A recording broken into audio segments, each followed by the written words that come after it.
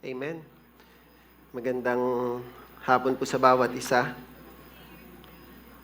Pwede ko po makita ang inyong mga ngiti? At ayaw niyong ingiti yan. Amen. Napakaganda nung verse na binasa ng ating MC at yan din yung pag-uusapan natin ngayong hapon. Nabasa niyo ba yung word na circumcise? Ha?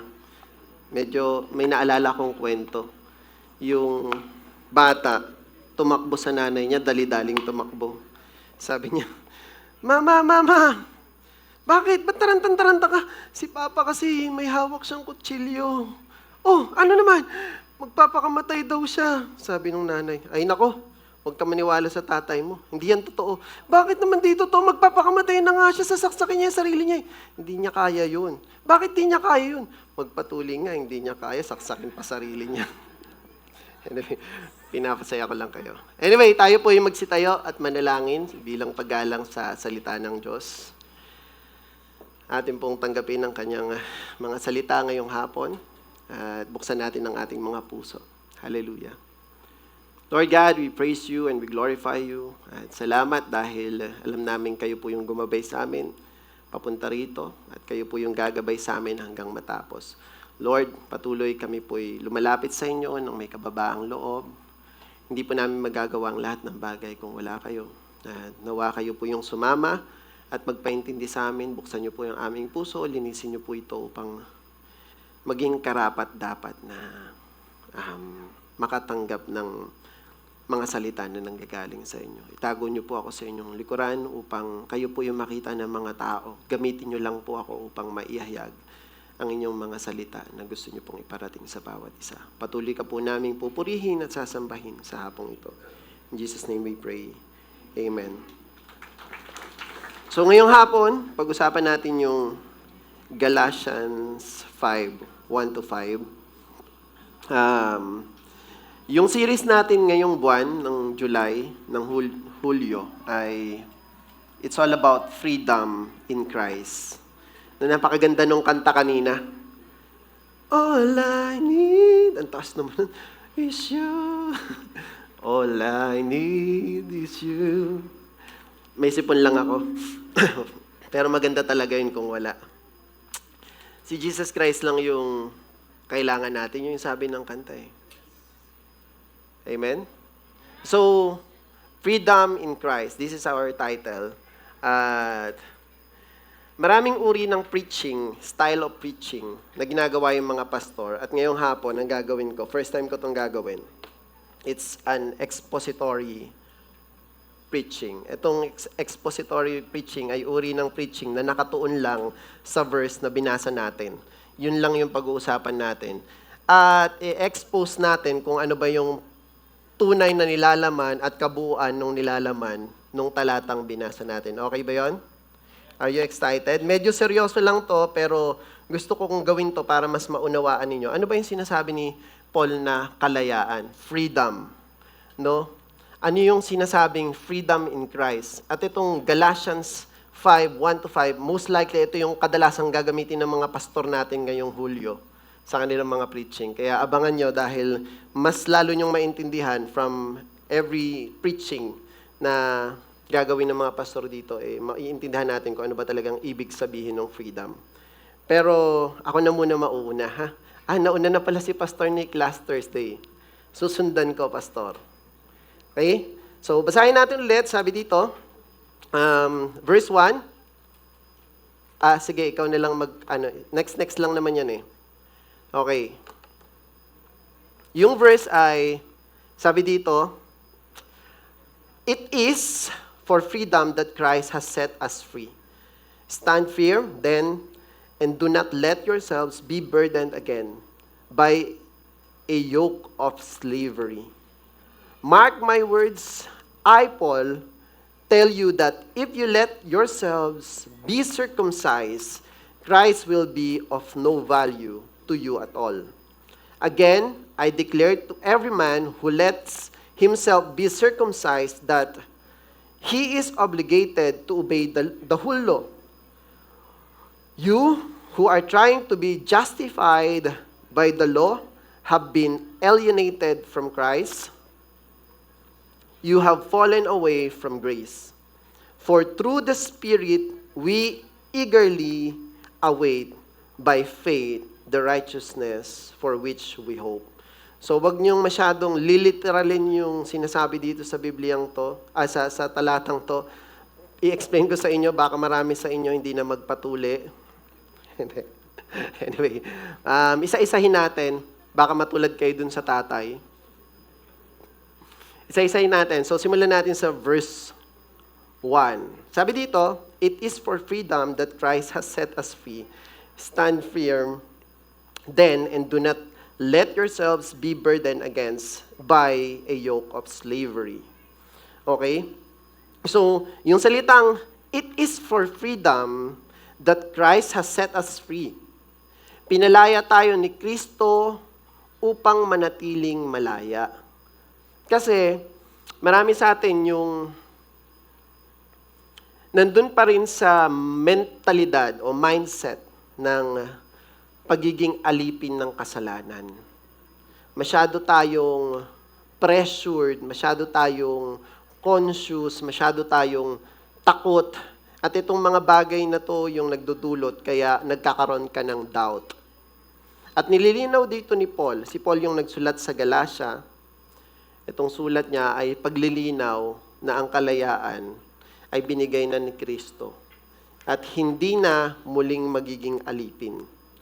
Okay? So, Christian's liberty is not a vague idea o malabong idea. It's a real deliverance from the law's demands and condemnation. Pinalaya na tayo at hindi na tayo muling alipin nung demand nung law. Mamaya pag-uusapan natin, may dadaanan naman tungkol dun sa batas na sinasabi. Ang tunay na kalayaan ay ang kalayaang hindi nakasalalay sa pagsunod sa batas.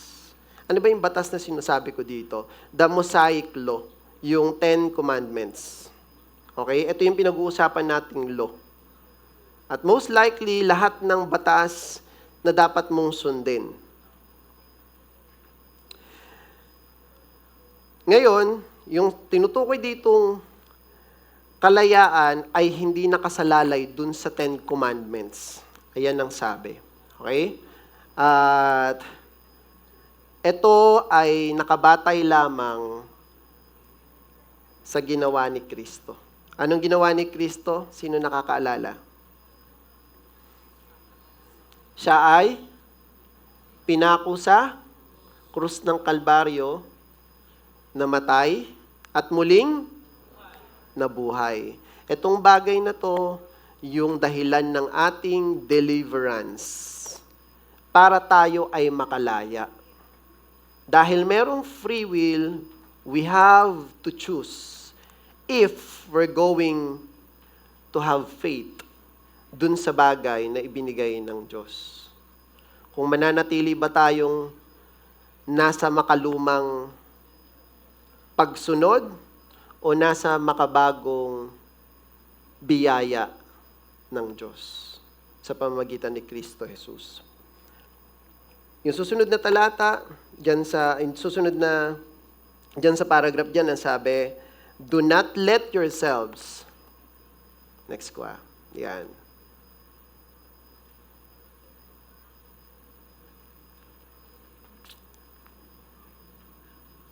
Sorry. Okay. So, sabi dito, do not let yourselves, yung pangalawa, yung sa baba, do not let yourselves be burdened again by a yoke of slavery. Anong ibig sabihin ng yoke dyan? Pamatok.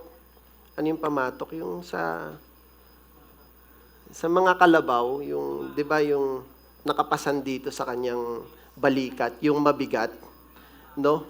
Sabi dito, do not be burdened. Do not let yourselves be burdened again by yoke. Pamatok ng ano daw? Ng slavery. Ano ba yung pamatok na tinutukoy dyan? Nung pinag-aaralan ko yan, yung pamatok na tinutukoy dyan ay yung law. Mabigat kasi yun. Sobrang mahirap dalhin. Kaya dyan sinasabi na, wag na kayong masyadong mabigatan sa batas.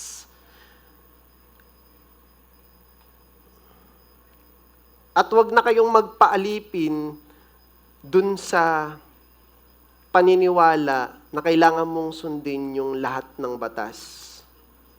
10 utos. Medyo, mamaya mas lilinawin ko to Hindi ko naman sinasabing wag kayong sumunod. Pero ang sinasabi ko dito, yung intensyon ng pagsunod. Anong ibig sabihin ng pagsunod? Para ba maligtas ka?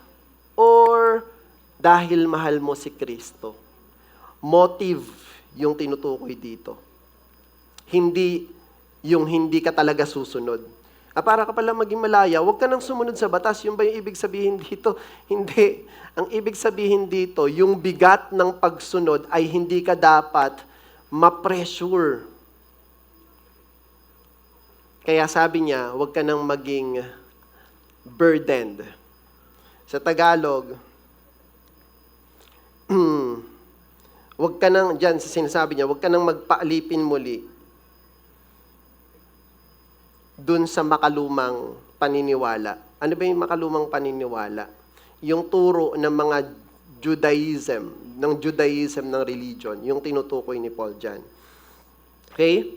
So, kung babalik ka dun sa batas, mapoforfeit o mawawala, masasayang yung freedom na ibinigay sa'yo nung gospel, nung pagsasakripisyo ni Kristo sa krus ng Kalbaryo. Magiging nonsense. Yan yung pinag-uusapan dyan.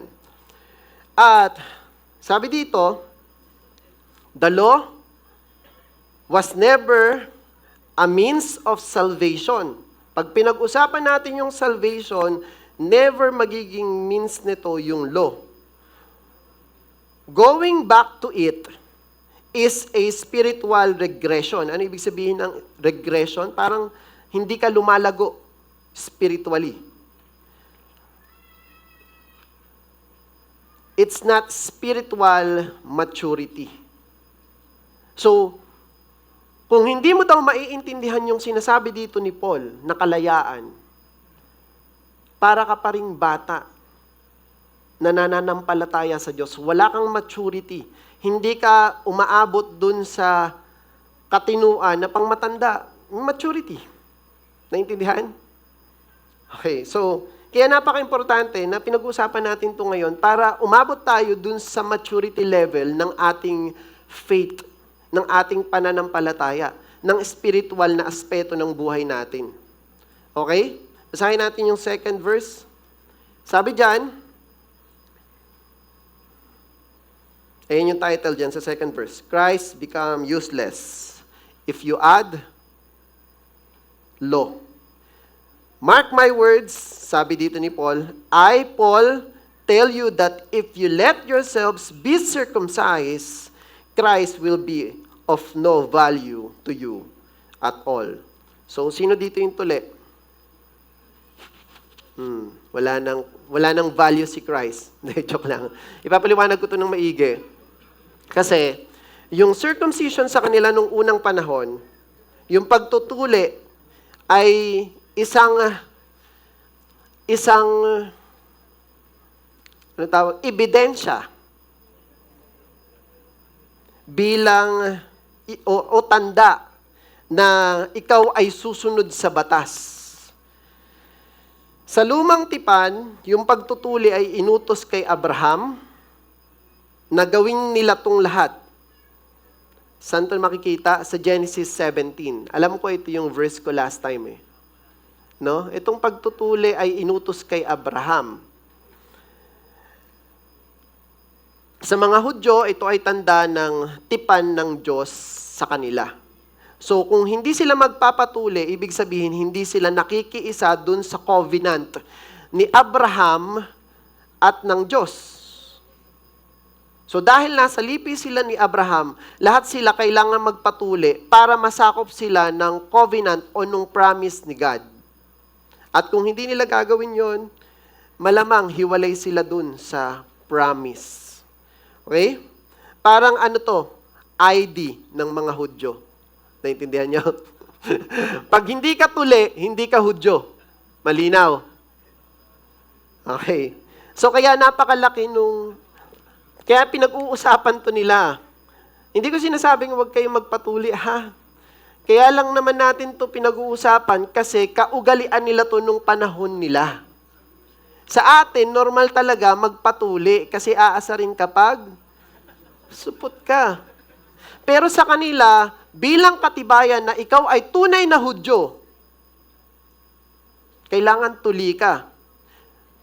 Kung hindi ako nagkakamali, baby pa lang sila, tinutuli na mga 8 days, ganun. Tinutuli na sila, sinicircumcise na yung mga baby sa kanila.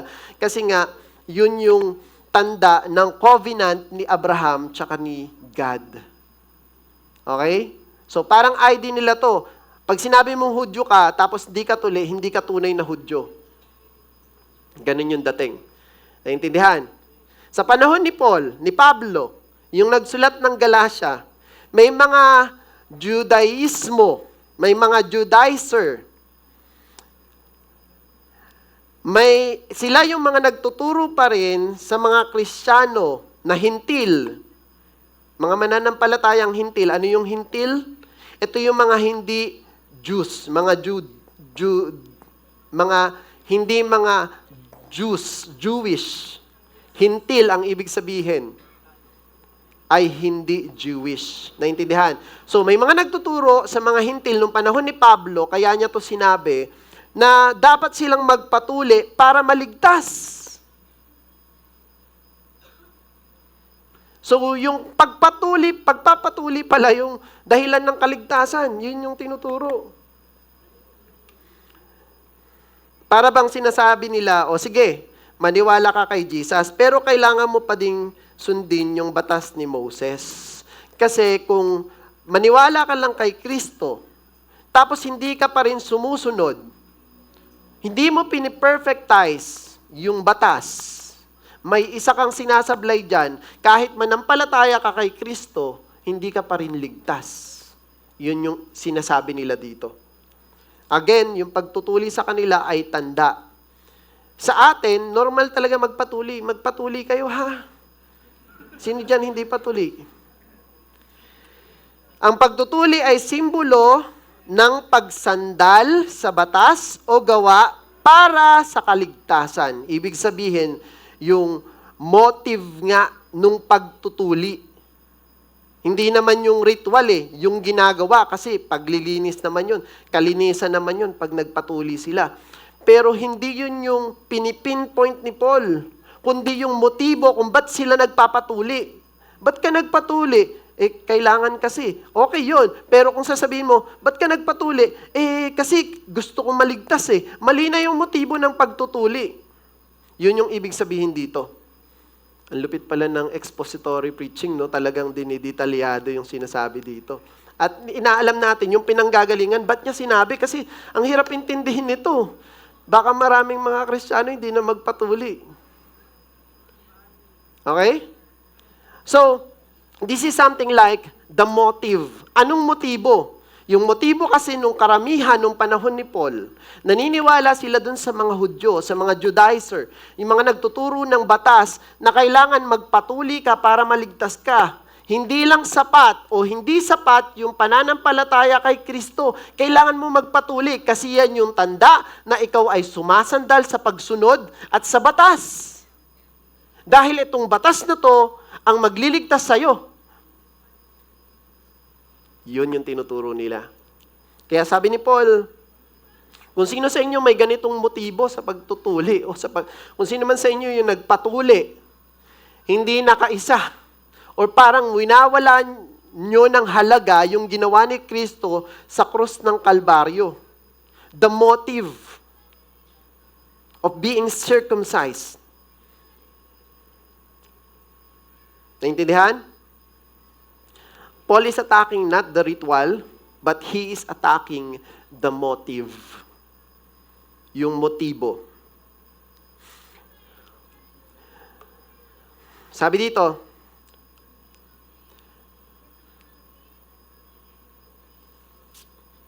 pwede niyang picturean. Hindi ko pala nasabi kanina. Circumcised here, symbol of law-keeping as the basis of righteousness. Ikaw ay madumi sa paningin ng Diyos kung ikaw ay hindi tuli. Kawawa naman yung takot magpatuli. Di ba? Okay, so, sabi dito sa last point, to add anything to Christ is to subtract Christ entirely. All I need is you. Tama, wala yung sipon ko ah. All I need is you. He is the way, the truth, and the life. Nothing more, nothing less. He is absolute. He is the ultimate. At siya lang. Wala ka nang dapat idagdag. Si Kristo lang. At pag nagdagdag ka daw, binawasan mo si Kristo sa kabuuan. Binawasan mo yung pagiging Hesukristo ng ating Panginoon. Para bang sinasabi mong hindi sapat yung ginawa niya. Pag sinasabi mong hindi ako maliligtas sa pananampalataya ko lang. Kailangan i-perfectize ko. Kailangan perfectin ko yung 10 Commandments. Magbibigay ito sa iyo ng takot. Bakit? Kasi wala namang makakagawa sa inyo nun. Walang makakagawa sa atin nun. Verse 3. Sorry. Ako na lang ba? Yan, verse 3. Yan. The law demands perfection. Sabi diyan sa Galatians 5:3, third verse. Again, I declare to every man who lets himself be circumcised that he is obligated to obey the whole law, kabuuan ng batas. Anong ibig sabihin yan? Buong batas ang kailangang sundin. Hindi siyam, hindi isa, hindi dalawa, kundi yung 10.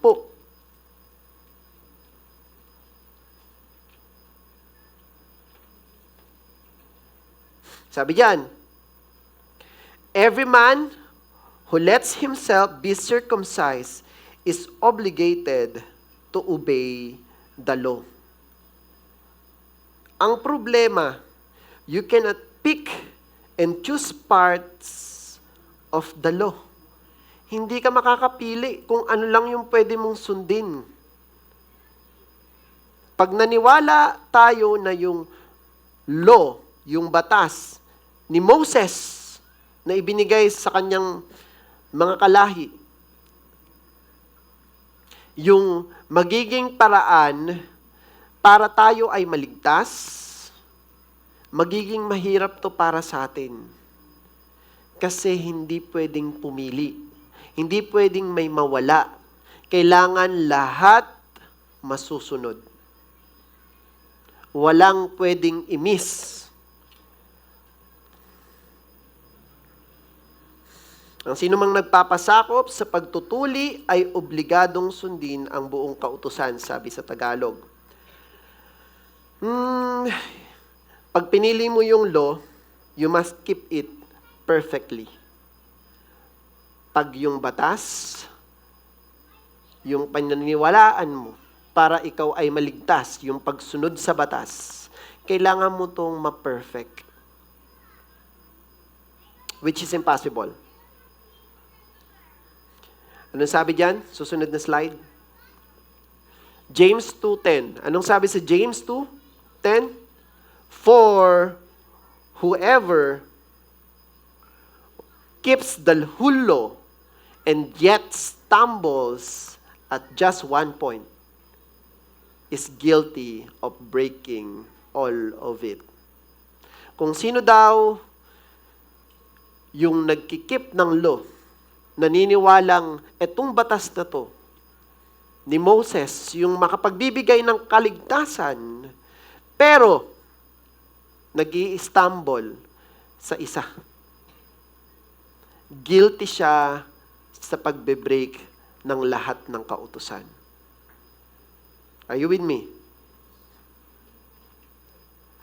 Kaya wala kang kakayahan para iligtas yung sarili mo. Wala kang kakayahan para gamutin yung sarili mo sa sakit ng kasalanan. Walang may kakayahan para ayusin yung sarili mo at ibalik yung katayuan mo sa harapan ng Diyos. Hindi mo kayang i-perfectize, hindi mo kayang perfectin yung batas ni Moses. Walang nakagawa niyan.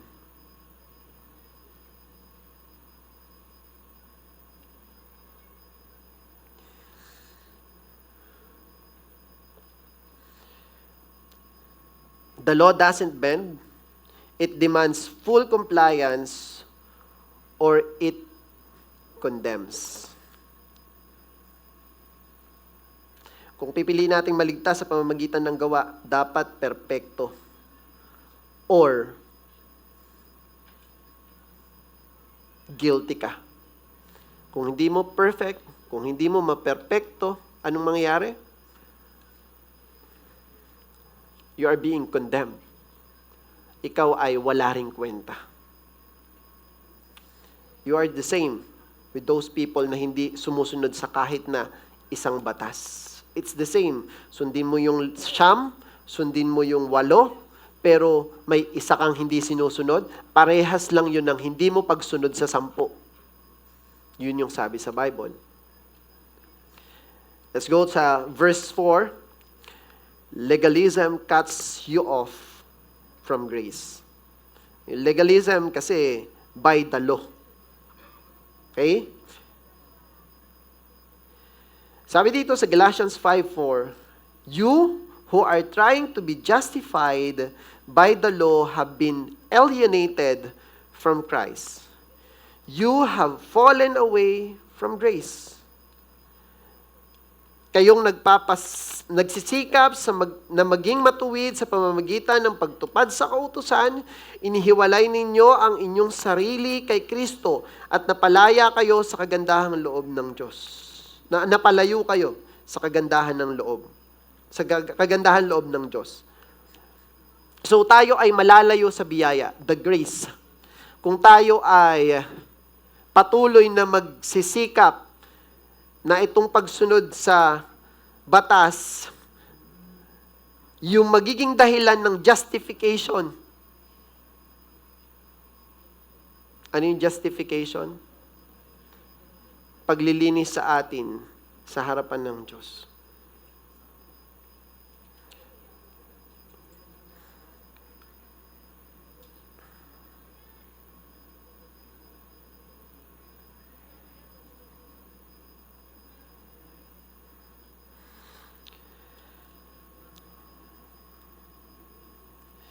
You who are trying to be justified by the law have been alienated.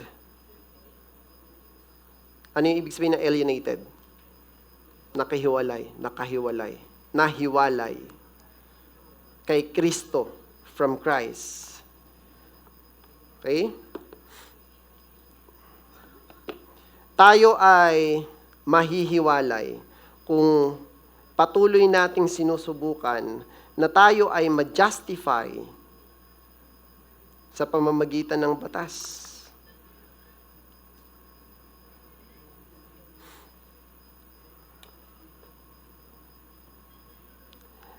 Justification means, or justified means, being declared righteous by God,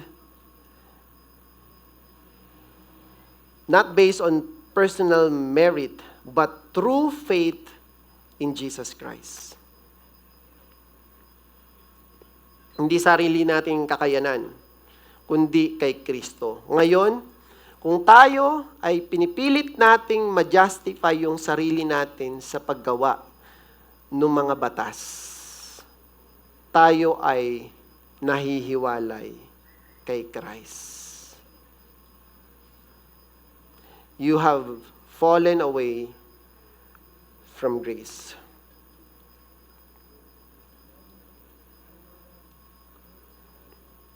You've stepped outside the realm where Christ's grace operates.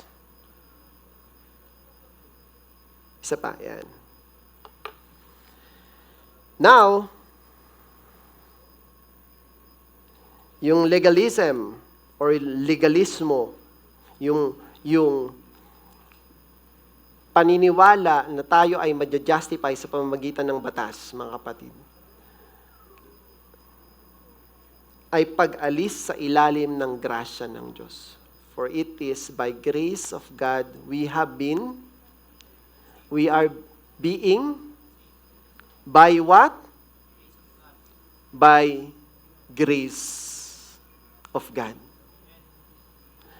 At kung pipilitin natin sa sarili natin na yung pagsunod sa batas ang magiging dahilan, alam mo mangyayari sa'yo? Bukod sa mapapalayo ka sa grasya ng Diyos, magiging hipokrito ka. Ano yung hipokrito? Feeling banal. Magiging mapagmataas ka.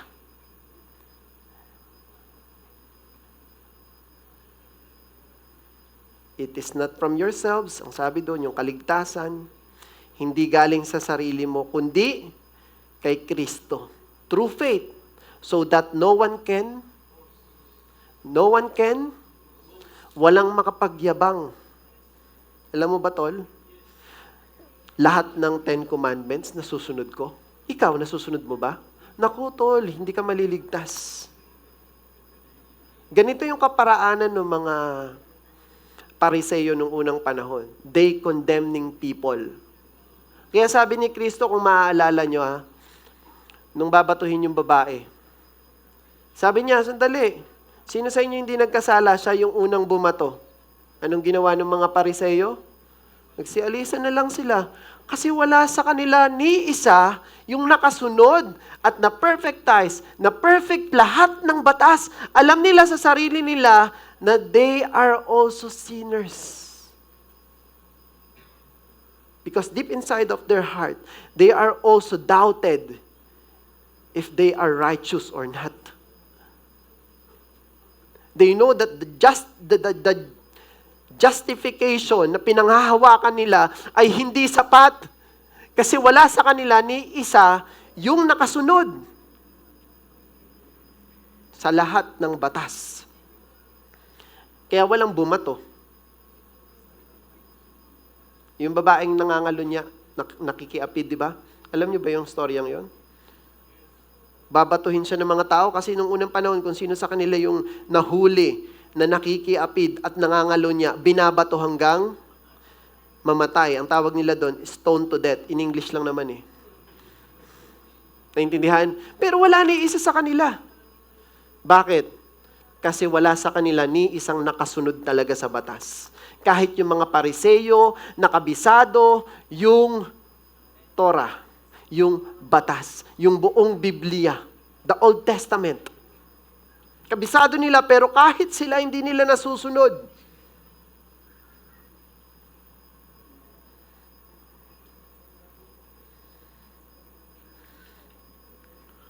This is the key doctrine. Law and grace are mutually exclusive when it comes to justification. Yung pagja-justify sa pamamagitan ng grace ay sobrang hiwalay sa pagja-justify sa pamamagitan ng batas. Ganito yon, para mas maintindihan nyo. If we are by law, we, Christians, believe that by sundin yung batas ang magbibigay sa atin ng kaligtasan at yun yung magja-justify sa atin. Kung hindi kasi natin magja-justify yung sarili natin sa paningin ng Diyos, hindi tayo maliligtas. At napakahirap nitong gawin. Kaya ang ginawa ng Diyos, yung justification niya ay sanctification.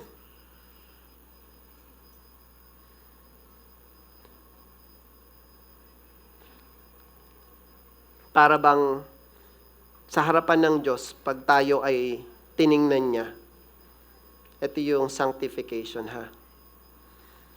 Pag tiningnan tayo, halimbawa si Carl tinitingnan ko, by law, ganito tayo nakikita ng Diyos. Basta merong isa kang karumihan, you cannot justify yourself righteous sa paningin ng Diyos. Si Carl nakikita ko, by law, usapang batas. Ito yung tinutukoy dito, ha? Meron siyang isang ginagawa, mali. Madalas siyang nagsisinungaling. Madalas siyang gumagawa ng kwento na hindi naman totoo. Hindi, white lies naman eh. White lies lang.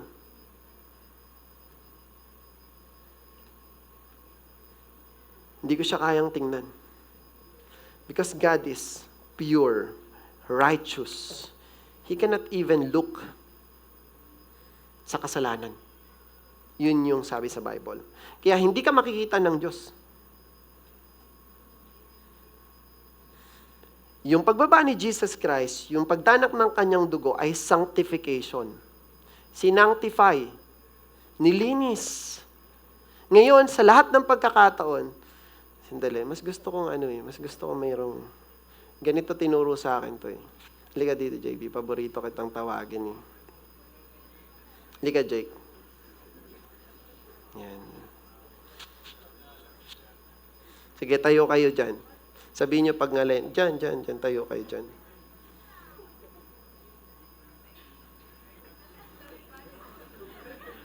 Gwapo ba sila?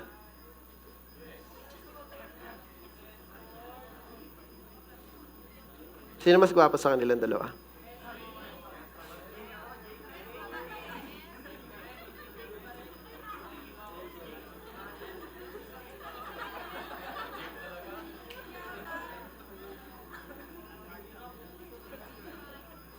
Ganito yun, hindi ko alam kung tama itong ginagawa ko dito, pero naalala ko kasi sabi dito, ito si Jake, makasalanan to. Okay lang ba sa'yo ikaw yung makasalanan?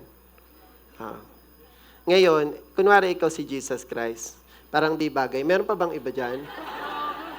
Joke lang. Kunwari, maiksing buhok. Ganun ka. Yeah. Ganyan. Ano ba yan? Si Jesus Christ, pinako nakaganon. Ito yung sanctification na. Tayo'y napalayo sa Diyos. Yun yung sabi sa Bible. We are, sa English yun? Separated from God. He cannot even look sa bawat isa. Hindi niya kayang tingnan. Pero yung ginawang pagpapapako, yung pinako si Kristo sa krus ng Kalbaryo, pinako na yan. Sure ka?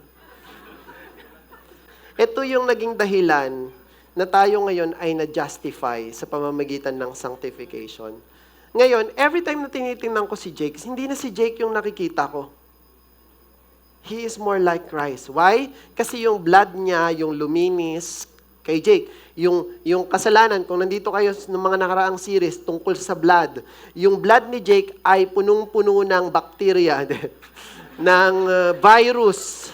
Ngayon, nung nilinis siya, transfusion, nilinis, sinanctify na siya, nung ginawa ni Kristo sa krus ng Kalbaryo. Ang nakikita ko kay Jake, yung dugo na ni Kristo, para bang, ganyan ka na, yan. Ito si Christ, tas ako si God the Father. Pag tinitingnan ko si Jake, ang nakikita ko na ngayon si Jesus Christ. This Jesus Christ, our Jesus Christ, obey God the Father. He is perfect. He is righteous. He is pure. And this Jake, the sinner, is now blameless. Kasi sabi ni Jesus Christ, ako na ang magbabayad ng kasalanan mo. Kaya, pag sinasabi ng judge, si God the Father, Nasaan yung makasalanan? Wala na po. Ako na po yung nagbayad Malinis na siya. Na-sanctify na. Each and every one of us, pag tinitingnan tayo ng Diyos, ang nakikita niya, yung dugo ni Kristo sa krus ng Kalbaryo na naglinis sa atin. Amen? That's why you are being justified. Thank you. Thank you. You are being justified through Jesus Christ, the grace of God. Now, hindi na tayo by law. Kasi yung by law, self-relying, self-effort, pero hindi mo kayang magawa kasi mataas yung panuntunan. Kaya sabi sa Bible, you know this verse, walang sino man ang nakaabot sa kaluwalhatian, the standard of God. Kaya ang lahat ay paparusa. But because of Christ, palakpakan natin si Kristo.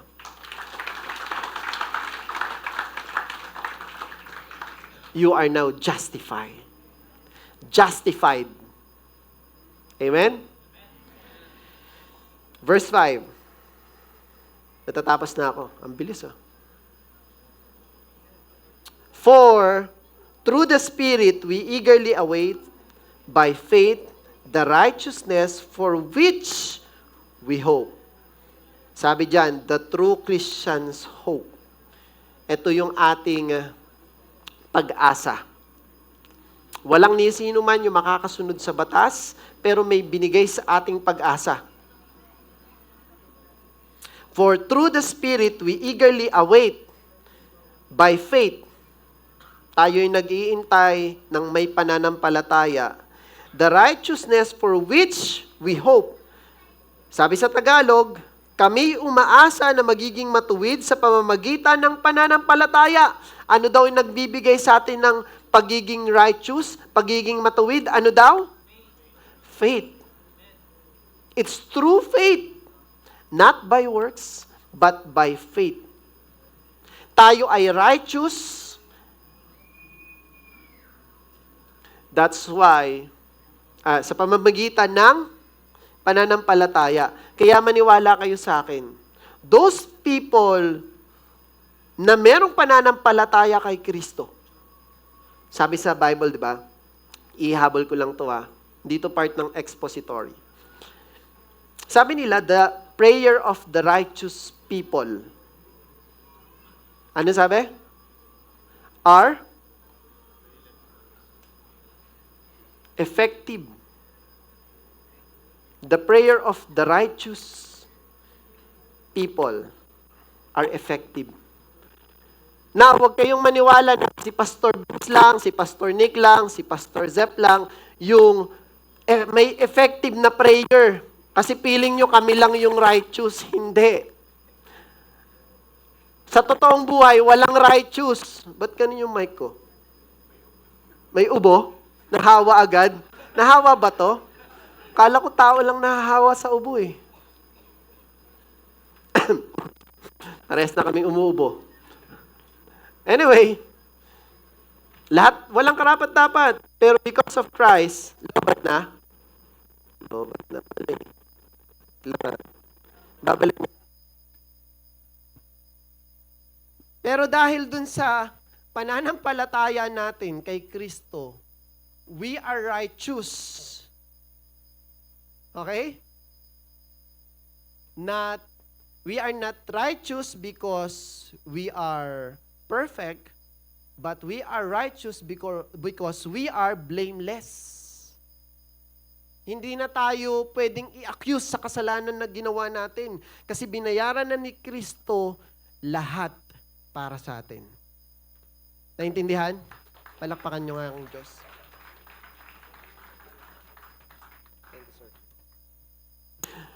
So to cut the long story short, everyone's prayer who believe and have faith in our Jesus Christ, the prayer is effective. That's why huwag ka maniniwalang kami lang pwedeng mag-pray sa may sakit, mag-pray patungkol sa pangangailangan at mga bagay na namumroblema ka. Each and every one of us, the prayer of a righteous, blameless, mga mananampalataya ni Kristo, effective. Prayer ko ay hindi mas powerful kaysa sa prayer nyo. Lahat tayo dito, makakarating yung panalangin sa Diyos dahil kay Kristo. Amen? Okay. Dinagdag ko lang yon para mag-iba yung inyong pananaw. You don't need us. Pagdating sa panalangin, sinong kailangan nyo? Si Kristo lang. Amen? Hindi kami nagligtas sa inyo. Si Kristo. We eagerly await by faith the righteousness for which we hope. Through the Spirit, not through flesh. It is by faith, not by works. It is by faith, not by... Amen. Hindi sa pagsunod, kundi sa pananampalataya. Righteousness is both declared now, justification. Next. May next pa po ba? Yan. Ay, wala. Righteousness is both declared now, justification, sound? Yan. And awaited in full glorification. Yung ina-await natin, yung iniintay natin dyan, yung glorification. Ano yung glorification? Sa theology, yung ibig sabihin ng glorification is the final stage of salvation. Yung final stage ng kaligtasan natin. Sa mga mananampalataya to. Where they are transformed into the perfect likeness of Jesus Christ. Tayo ngayon ay magkakaroon na ng kaparehas na katawan gaya ng kay Kristo. Both spiritual and physical sa resurrection. Ito yung iniintay natin. Now, anong pinopoint ko? The believer lives in confident expectation, not anxious striving. Ano yung anxious? Yung sobrang ikaw ay na-anxiety na. Kasi hindi mo mahit-hit yung dapat mong masunod. Ba't ganun? Lord, talaga bang ligtas na ako? Ba't patuloy pa rin ako nag-struggle sa sin? Bakit patuloy ako nababalik dun sa mga bagay na ginagawa ko? Bakit hindi ako matigil-tigil sa pagsisinungaling ko? Talaga bang ligtas na ako? Kasi kung ito na nga yung mangyayari, magkakaroon tayo ng anxious striving. Pero ang sinasabi, tayong mga believer dapat magkaroon ng confident expectation. Tayo ay naghihintay sa pagbabalik ni Kristo. Ganito. Hindi tayo gumagawa ng mabuti o sumusunod sa batas, sa pinapagawa ng Diyos, para tayo ay malinis at para tayo ay maligtas. Nahawa na ako sa mic. Pero kaya tayo sumusunod habang tayo ay naghihintay. Hinga akong tubig. Nakakahawa pala tong mic na to. Na muna.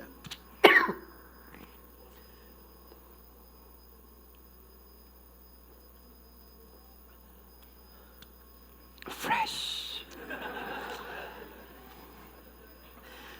Woo! Nasaan na ba ako? Tayo ay gumagawa habang nag-iintay nang hindi tayo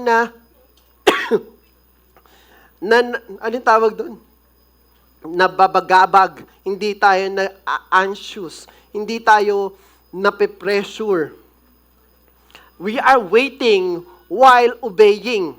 Kasi alam natin sa sarili natin na tapos na. binayaran na, tayo ay justified na, pero hindi tayo gumagawa kasi gusto nating ma-justify. Kasi natatakot tayo na baka balang araw, pag hindi tayo sumunod, mawala yung kaligtasan.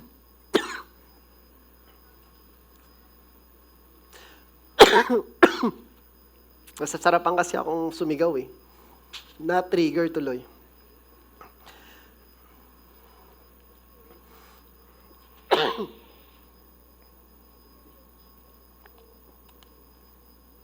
So this is the conclusion.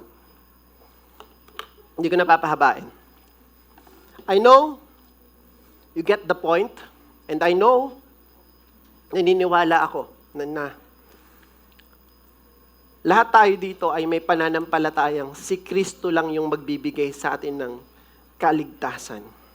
Kung ano yung ginawa ni Kristo, yung dahilan kung ba't tayo na-justify. Hindi sa kung ano yung gagawin natin at kung ano pa yung mga gagawin natin. Mga ginawa natin at kung ano pa yung mga gagawin natin. Hindi yun yung nag-justify sa atin sa paningin at sa mata ng Diyos, kundi yung ginawa ni Kristo sa krus ng Kalbaryo. Mga kapatid, naniniwala ako, walang ibang daan kundi yung pananampalataya kay Kristo. Walang ibang pwedeng maglinis sa'yo. Hindi yung pagsunod sa batas. You cannot do that. Napakahirap tumiming. Alam mo yung salitang tumiming? Ano yung salitang tumiming? Yung bago ka mamatay, dapat sure na wala kang nagawang kasalanan. Tatiming ka ba? Para kaya mong i-justify sa Diyos yung pamumuhay mo. Sabi ko, hindi ko napapatagalin eh. Naintindihan niyo ba ako? Wala ni isa dito kayang i-justify yung sarili niya sa harapan ng Diyos.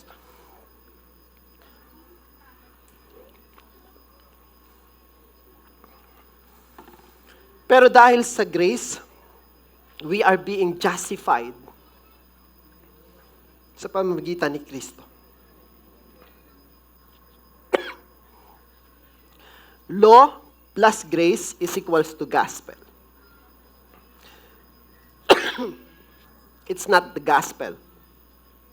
Yung gospel ay grasya. Sa pamamagitan ng grasya ni Kristo. Ay ng Diyos sa pamamagitan ni Kristo. Nahirapan na ba kayo?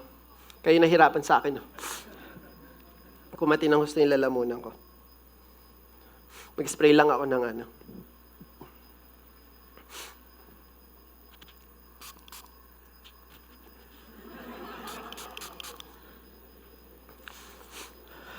Para kayo nanonood ng comedy. So, yung batas daw plus biyaya, hindi yan yung gospel. No? Pinag-uusapan natin dito, yung kaligtasan, hindi sa pamamagitan ng batas plus biyaya, kundi biyaya lang. Sa pananampalataya natin kay Kristo. Ito ay biyaya ng Diyos. Faith plus work is not salvation. Only faith is equal salvation. Then, work. Tsaka lang tayo trumatrabaho, tsaka lang tayo gumagawa ng naaayon sa batas dahil alam natin na tayo ay kay Kristo na. Dahil alam natin na tayo ay ligtas na. Palakpakan natin ng Diyos. Justification is by faith alone, in Christ alone, not by ceremony or performance. I-record niyo yan. Napakaganda niyan. Ulitin natin. Justification is by faith alone, in Christ alone, not by ceremony or performance.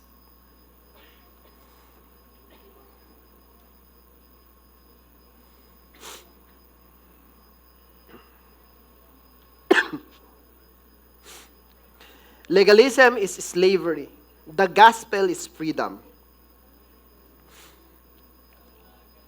Next, the Spirit-led believers rest in what Christ has done, not in what He must done o He must do. Sa pamamagitan ng ginawa ni Kristo, hindi sa kung ano yung gagawin natin. Dito tayo dapat maniwala. Tayong mga believers, tayong mga mananampalataya, maniwala tayo na sa ginawa ni Kristo kung ba't tayo na-justify, kung ba't tayo nagkaroon ng kaligtasan. Hindi dahil sa kung ano yung gagawin mo at sa kung ano pa yung mga gagawin mo. Naintindihan mga kapatid?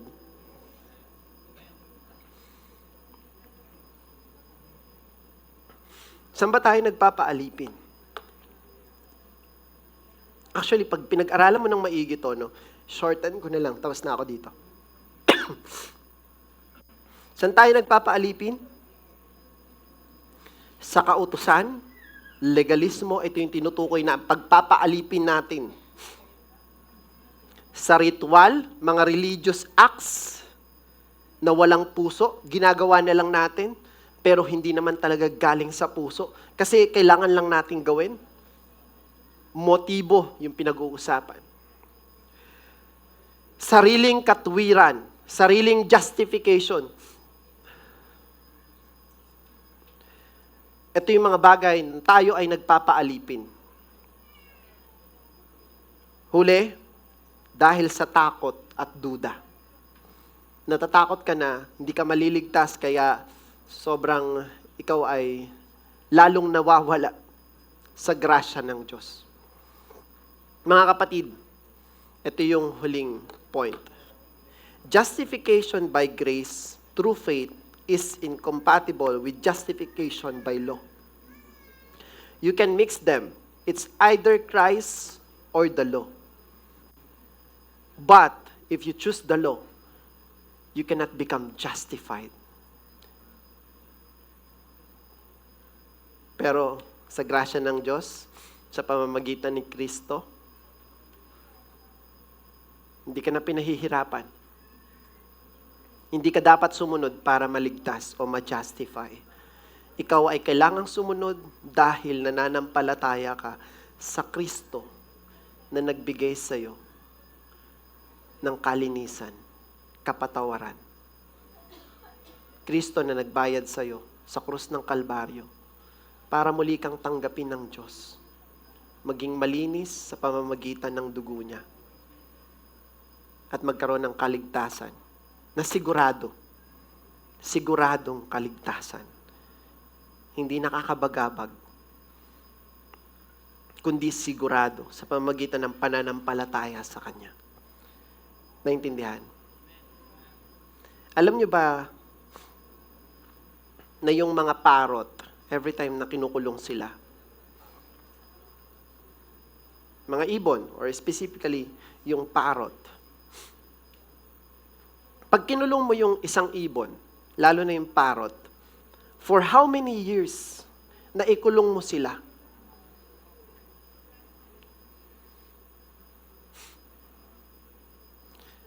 Conclusion ko na to, Sir Jason.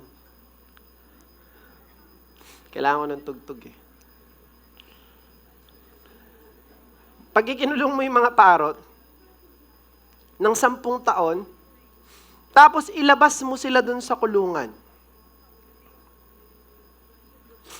Alam mo ba, na kahit na hindi na sila nakakulong, hindi pa rin sila lumilipad. Hindi pa rin sila umaalis kung saan sila nakatayo.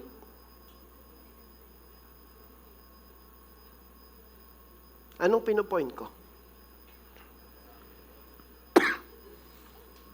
Huwag kang maging parot. Pinalaya ka na ni Kristo. Binigyan ka niya na ng freedom.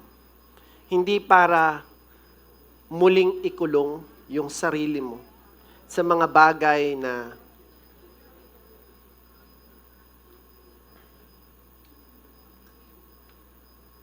nagbibigay sa iyo ng takot.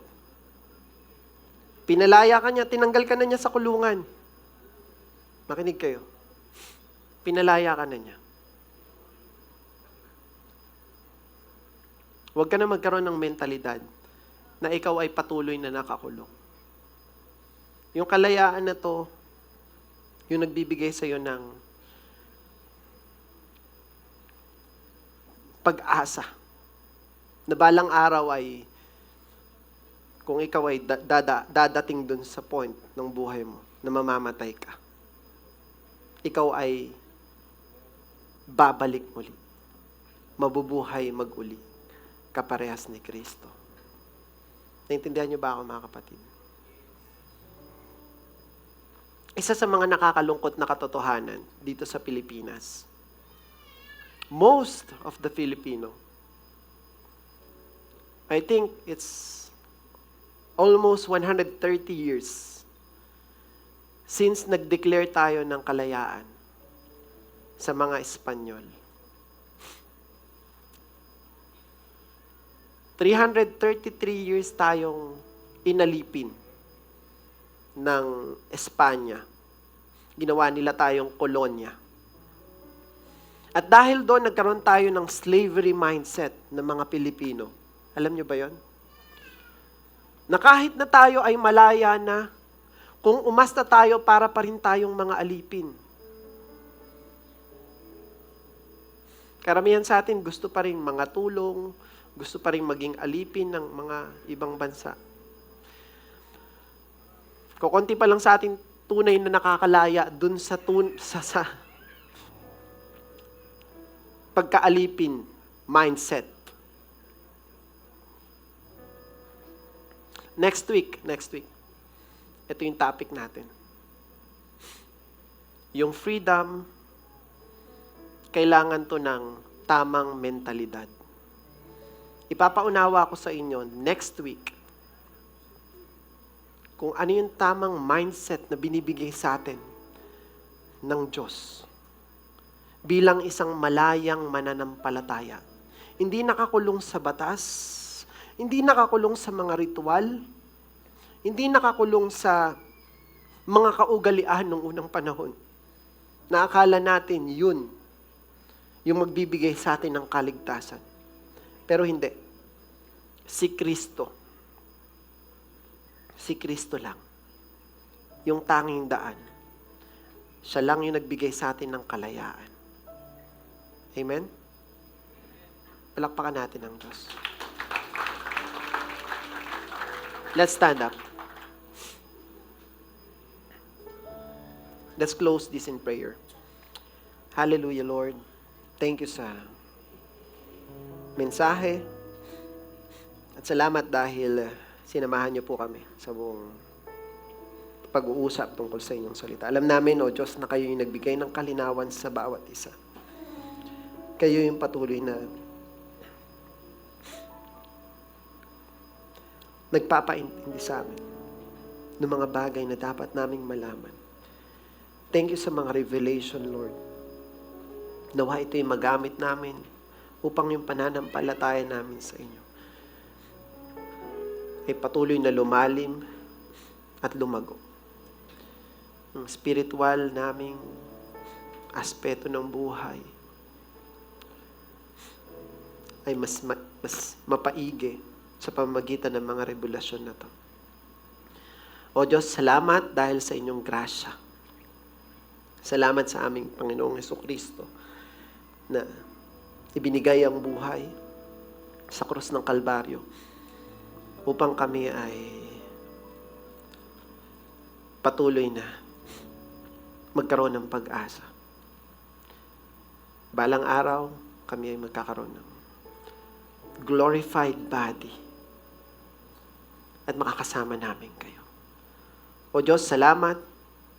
Mahal na mahal ka po namin. In Jesus' name we pray. Amen.